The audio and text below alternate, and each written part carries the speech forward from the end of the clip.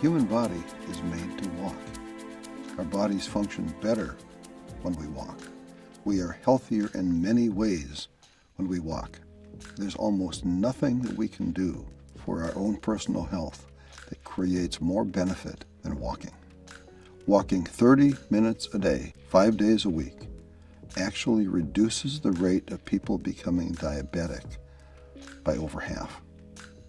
We have an epidemic of diabetes in this country. The number of diabetics has doubled, and people with diabetes now use over 40% of the healthcare dollars spent by Medicare.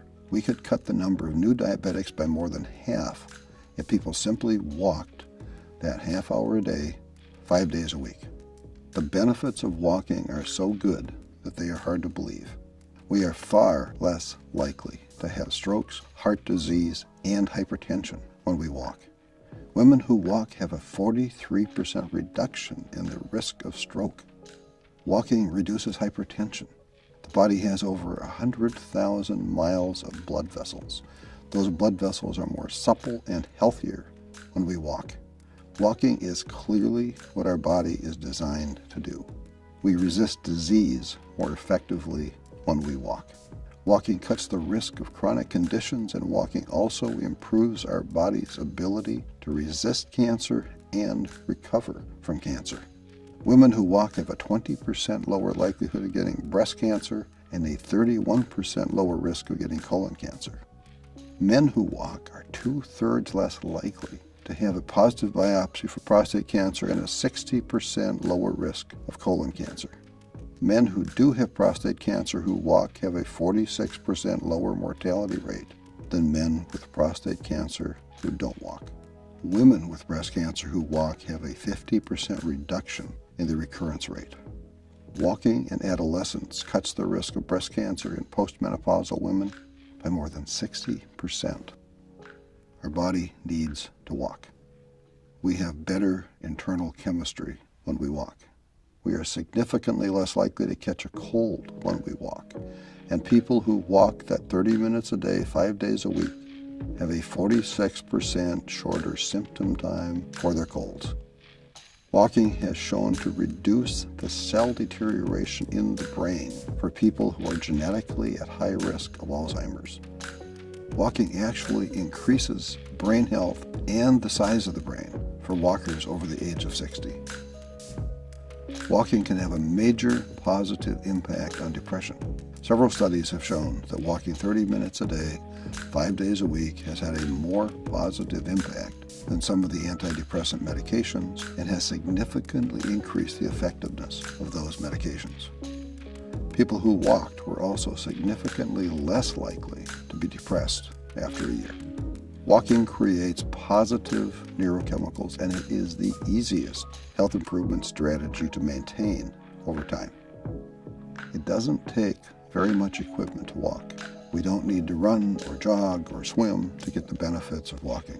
The human physiological need to walk is a basic need that we can meet by just walking. Walking strengthens the heart. Walking strengthens our bones. Walking half an hour a day has health benefits that exceed the benefits of losing 20 pounds. In fact, an overweight person who walks can have lower health risk than a thin person who is inert.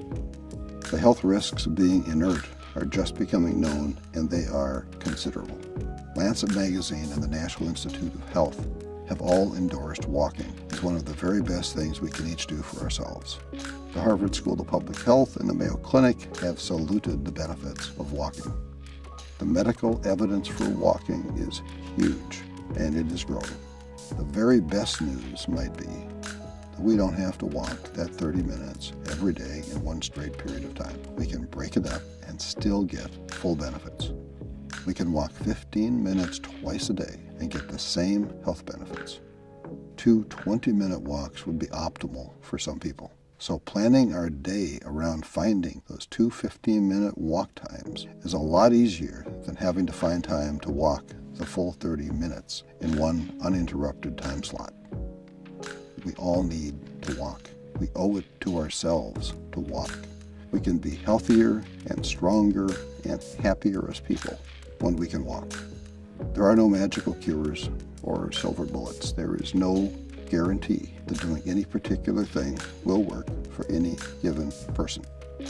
But when you look at all of the data about Alzheimer's and stroke and diabetes and depression, and when you look at the reduction in all of those bad things, it's pretty hard for anyone who cares about their own health not to look very hard at how walking can become a major part of what we do. Our bodies really are made to walk, and our bodies need to walk. We are not the strongest creatures on this planet. We aren't the biggest or the fastest, and we aren't the best swimmers. We can't jump very high, and we can't fly at all. But no other living creature walks as well as we do. Walking is our gift. Walking is our strength. Walking makes us strong. So hey, let's walk. Be well.